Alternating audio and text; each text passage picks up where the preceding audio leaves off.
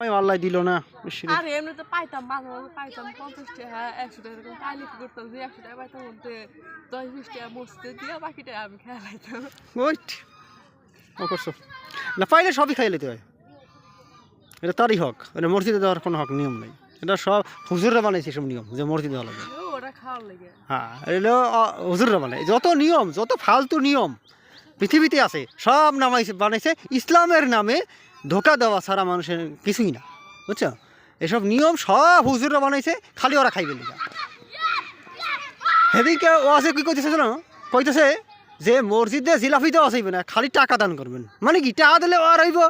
হ্যাঁ, জিলাপি দিলে তো রইবাইতেছে না, জিলাপি দিলে তো বাড়ছে খাইয়ে ফেলাইব।